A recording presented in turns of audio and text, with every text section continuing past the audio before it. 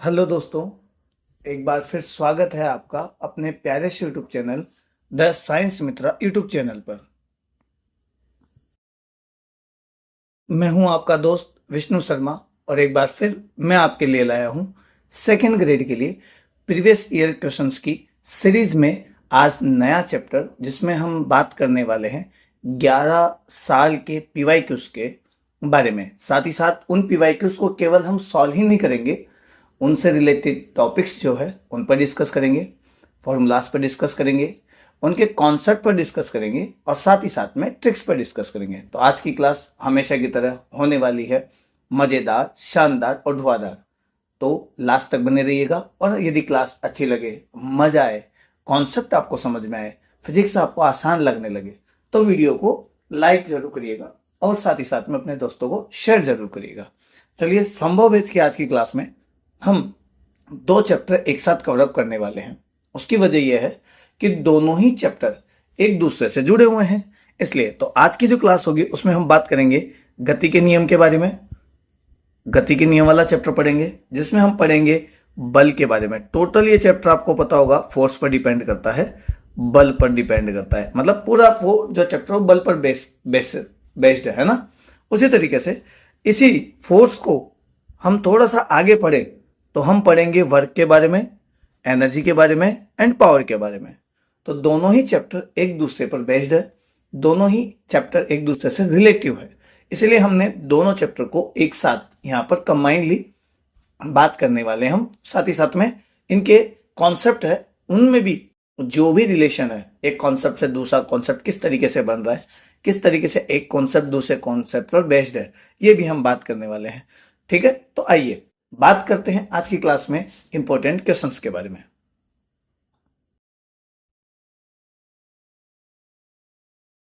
Previous classes की तरह इस बार भी फिर मैं लाया हूं आपके लिए इंपॉर्टेंट क्वेश्चंस जिन पे हम बात करेंगे क्वेश्चन के साथ कॉन्सेप्ट पर और साथ ही साथ बात करेंगे ट्रिक्स पर।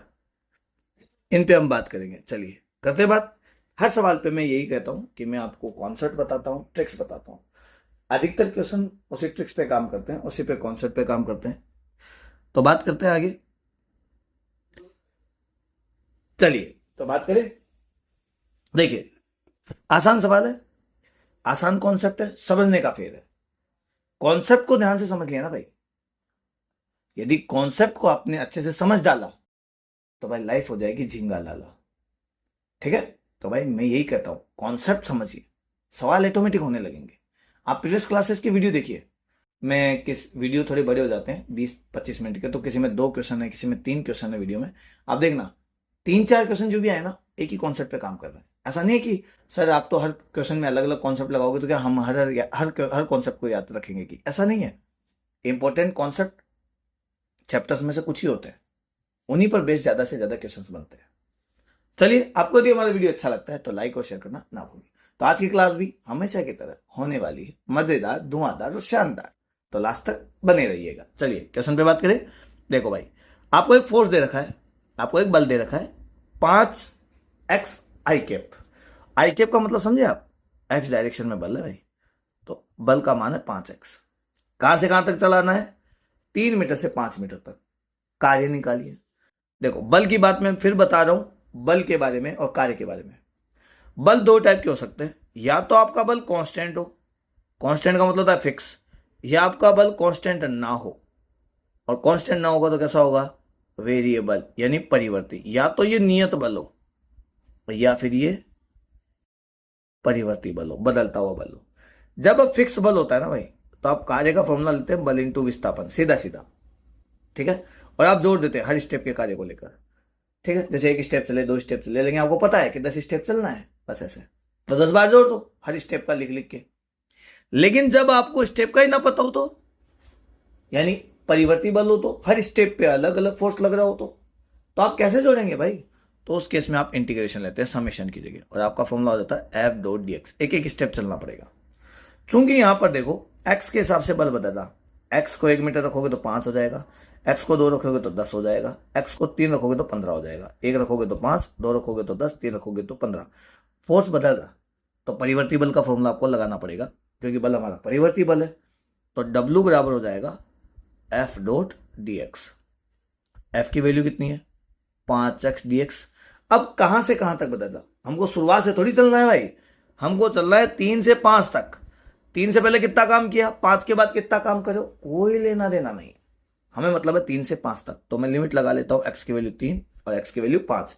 प्रारंभिक लिमिट, शुरुआती लिमिट, शुरुआती सीमा यहां लिखी जाती है, अंतिम सीमा, अंतिम मान यहां लिखा जाता है। तो W बराबर 5 को बाहर निकाल लो, x dx। Integration same family का ही होता है भाई, तो x का x के साथ ही होगा, यहां 3 और यहां 5। W बराबर 5। x की घात कितनी है 1। रूल ये कहता है कि जितनी घात है, x की घात n है तो उसमें 1 जोड़ दीजिए और उतनी ही नीचे लिख दीजिए भाई, ये समाकलन का नियम कहता है। तो x की घात 1 है तो 1 जोड़ दो 2 और नीचे भी लिख दो 2 और लिमिट लगा दो 3 से 5। चलिए लिमिट सॉल्व करते हैं। 5 की जगह 5, इस x को 2 बार लिखो भाई यहाँ पे, ऐसे x square minus x square 2, ये 5 यहाँ लिख देता हूँ 3 से 5 तक। एक बार ये जो पहले वाला x है ना, पहले वाला ये वाला, इसकी जगह ऊपर वाली लिमिट लिखी जाती है, उतारते समय ऊपर वाली लिमिट लिखते हैं। तो मैं यहाँ पे लिख देता हूँ 5 का स्क्वायर, ये 5 तो है बाहर। इस x की जगह दूसरे वाले की जगह नीचे वाली लिमिट लिखी जाती है, तो मैं लिख देता हूँ 3 का स्क्वायर, और ये जो नीचे 2 है ये मैं ऐसे कैसे लिख देता हूँ। तो W बराबर 5, 5 का स्क्वायर 25, 3 का स्क्वायर 9, यहाँ 2, 5, 25 में से 9 गए तो 16, ये 2, इससे मैंने काट दिया 5 × 8 और कार्य बराबर हो गया 40 जूल। और ये मेरा ऑप्शन 2 करेक्ट आंसर हो गया। आसान सवाल है, बस थोड़ा कॉन्सेप्ट आपका क्लियर होना चाहिए, फोर्स के फॉर्मूले आपको पता होना चाहिए, और सबसे बड़ी बात आपको लगाना कब ये पता होना चाहिए।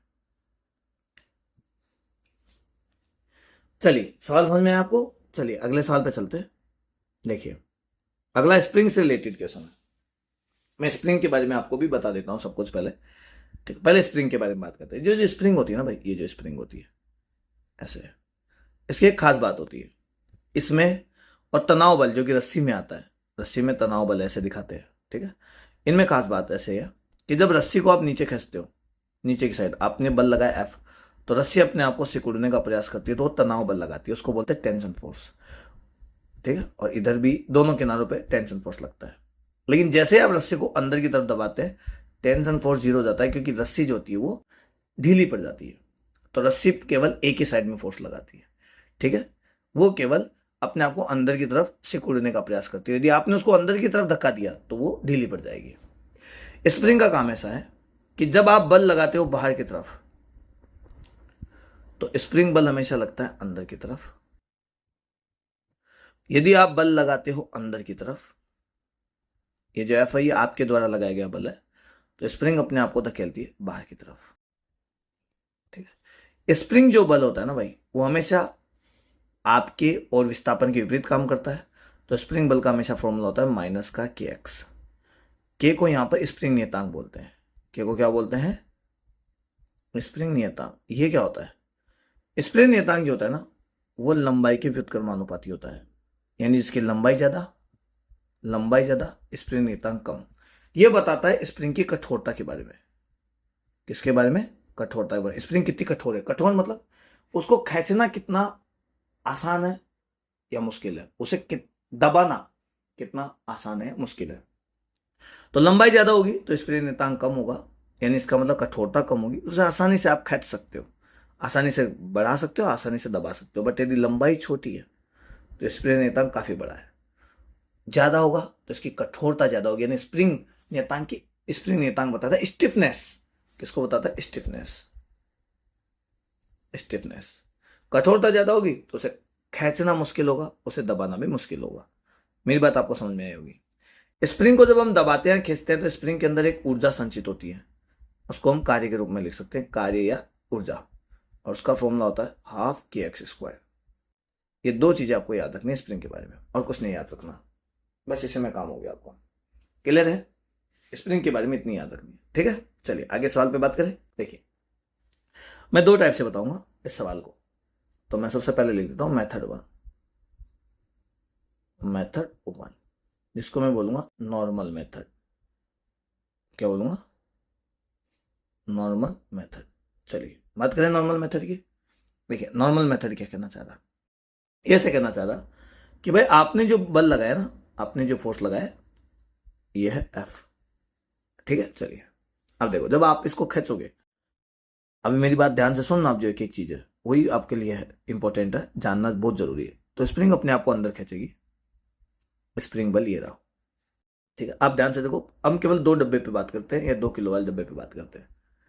ये 2 किलो का डब्बा है, इस पे आगे की साइड तो आपने लगा दिया 10 न्यूटन और पीछे की साइड लगा दिया स्प्रिंग बल। अच्छा, इस 10 न्यूटन के प्रभाव में हुआ क्या, डब्बा चला आगे की तरफ। अगले ने बोला नहीं है लेकिन त्वरण दे रखा है 2 मीटर पर सेकंड स्क्वायर, तो मैं लिख देता हूं डब्बा कहां चला, आगे की तरफ चला। यानी डब्बे पे जो बल लग रहा है एफ, वो कितना है 10 माइनस स्प्रिंग बल एफ एस। भाई 10 वाला आगे खींच रहा, स्प्रिंग वाला पीछे खींच रहा, फिर भी स्प्रिंग वाले से रोक नहीं पा रहा, विरोध कर रहा और ये डब्बा आगे खिसक रहा। तो 10 में से मैं किसको माइनस करूंगा, एफ एस को। जो नेट बल होता है उसे हम एम ए से लिखते हैं, ये मैं प्रीवियस क्लासेज में बता चुका हूं, ठीक है। नेट बल जो होता है उसको कैसे लिखते हैं, एम ए से। मान लो आपको धक्का लगे, तो जो धक्का लगेगा आपको उसको आप कौन सा बल कहेंगे, नेट बल कहेंगे, उसे आप एम ए से लिख सकते हैं, ठीक है। चलिए तो मैं यहाँ पे लिखूंगा 10 माइनस एफ एस की बात कर लूं, एफ एस स्प्रिंग बल, और स्प्रिंग बल को मैं लिख सकता हूँ के एक्स। क्लियर है। या मैं भी एक काम करता हूँ, स्प्रिंग बल को स्प्रिंग बल ही लिखने देता हूँ, क्योंकि मुझे चाहिए स्प्रिंग बल कितना है। एफ एस को यदि मैं इधर ले आऊं तो मैं लिखूंगा 10 माइनस एम ए। तो एफ एस बराबर 10 माइनस एम कितना है, हम 2 किलो वाले डब्बे की बात कर रहे हैं भाई, तो 2, और ए की वैल्यू कितनी है, त्वरण आपको इस डब्बे का दे रखा है 2 मीटर पर सेकेंड स्क्वायर, तो 2। तो स्प्रिंग बल आपने कितना पैदा कर दिया, खींचने से जो स्प्रिंग बल पैदा हुआ वो हुआ 10 माइनस 4, स्प्रिंग बल हो गया 6 न्यूटन।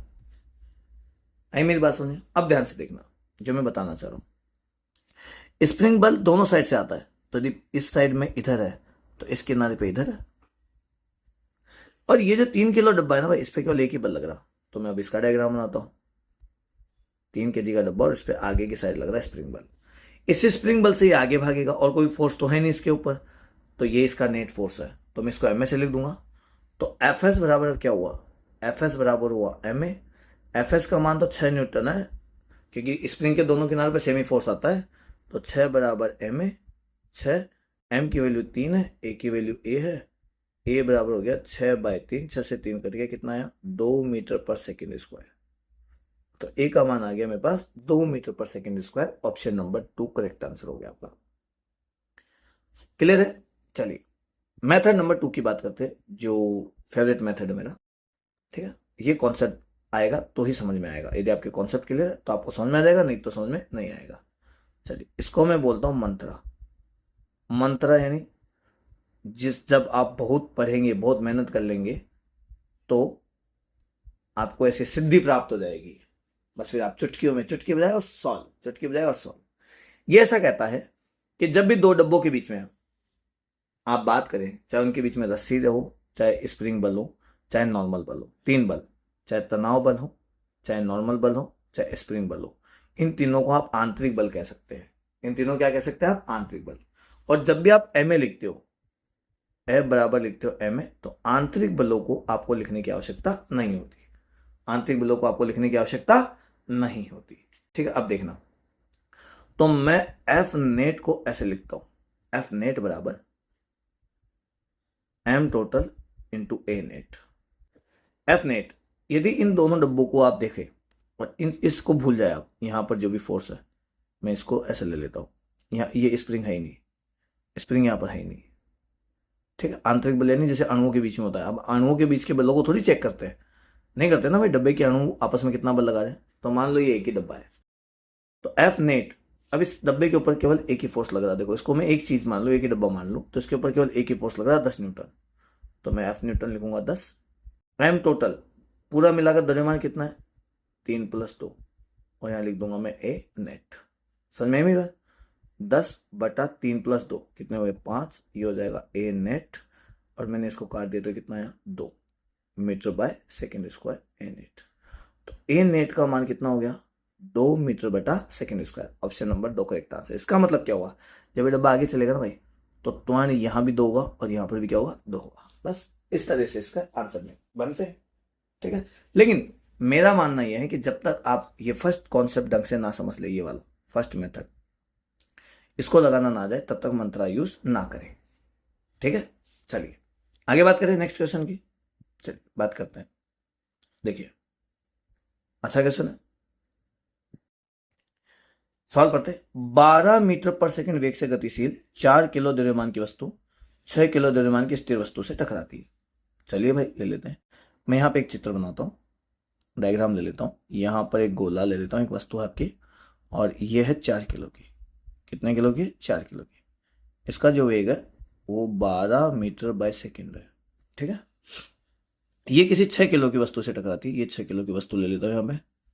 ठीक है, ये हो गया मेरा 6 किलो, और इसका वेग है ही नहीं, ये रुकी हुई है, स्थिर वस्तु है। देखो यहाँ पे लिखा हुआ है, यहाँ पे देखो, यहाँ लिखा हुआ है वस्तु कैसे स्थिर। तो इसके वेग को मैं मान लेता हूँ 0, प्रारंभिक वेग। टक्कर हो गई, टक्कर के बाद दोनों वस्तु एक दूसरे से चिपक जाती है। चलो भाई, ये टक्कर के पहले का सीन है, टक्कर के बाद के सीन देखते हैं। ये एक वस्तु है आपकी, और ये एक और वस्तु है, ये चिपक गई भाई, ये लो चिपक गई। ये है तो 4 किलो की, और ये 6 किलो की, चिपक गई। और चिपकने के बाद दोनों सेम स्पीड से चलती है। दोनों की स्पीड क्या होती है? सेम। तो मैं यहाँ पे ले लेता हूँ v। मेरी बात समझ में आई आपको? ठीक है, दोनों सेम स्पीड से चलेगी। निकाय में गतिज ऊर्जा की हानि बताइए। जब भी चिपक के चलती है ना भाई, अप्रत्यास्थ टक्कर होगी। मैंने प्रीवियस क्लासेस में आपको बताया होगा। और जब भी टक्कर होगी किस टाइप की होगी? अप्रत्यास्थ, इन इलास्टिक कोलिजन। ठीक है, इन इलास्टिक कोलिजन। और इसमें क्या होगी? गतिज ऊर्जा की हानि होगी। एक चीज तो ये होगी, प्रारंभिक गतिज ऊर्जा और अंतिम गतिज ऊर्जा कहीं बराबर नहीं होगी। दूसरी बात, संवेग बराबर होगा। संवेग, पहले का संवेग और बाद का संवेग। 1 और 2 को पहला और बाद लिख रहा हूं मैं, ऐसे लिख देता हूं, पहले और यहाँ पे लिख देता हूं बाद। ये दोनों हमेशा क्या होंगे? आपस में बराबर होंगे। तो मुझे यहाँ दोनों कॉन्सेप्ट यूज करने पड़ेंगे, क्योंकि मुझे बाद का वेग भी निकालना है, तो ये v निकालना पड़ेगा। चलिए एक एक करें। तो पहले संवेग को उठाते हैं। पहले का संवेग, दोनों को जोड़ो। यहां से देखो, संवेग बराबर होता है p बराबर mv।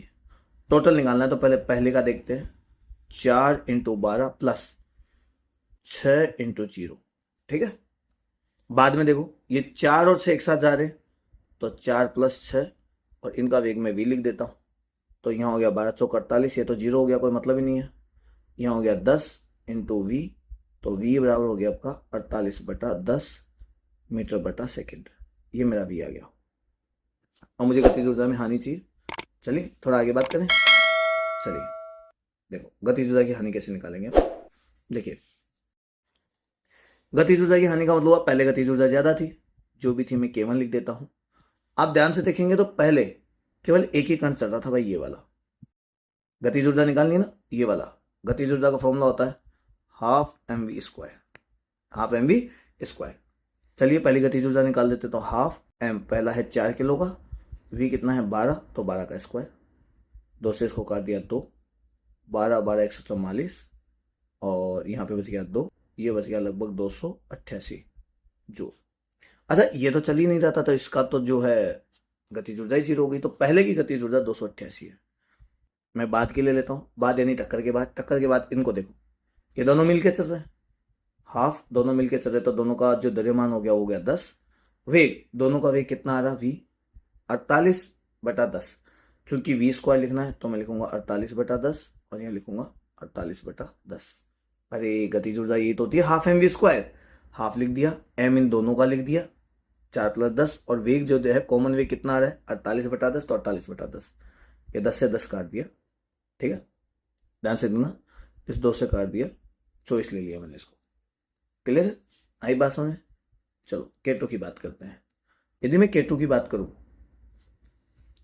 तो जो K2 है, वो जो आंसर है वो आने वाला है हमारा 24 को मैं 48 से मल्टीप्लाई कर देता हूं। 24 को मैं जब 48 से मल्टीप्लाई करता हूं, तो लगभग मेरे पास आते 1152। नीचे 10 और है, तो 1152 में 10 का भाग देता हूं, तो 115.2 आती है। ये मेरे बाद की ऊर्जा होगी। मुझे चाहिए हानि। हानि का मतलब हुआ पहले ऊर्जा ज्यादा थी, बाद में ऊर्जा कम है। पहले ऊर्जा थी 288, बाद में है 115.2। और जब 288 में से मैं 115.2 माइनस करता हूं, तो लगभग 172.5 जूल आता है। तो मेरी जो ऊर्जा हानि हुई वही 172.5 जूल। जो कि ऑप्शन नंबर 3 करेक्ट आंसर हो गया हमारा।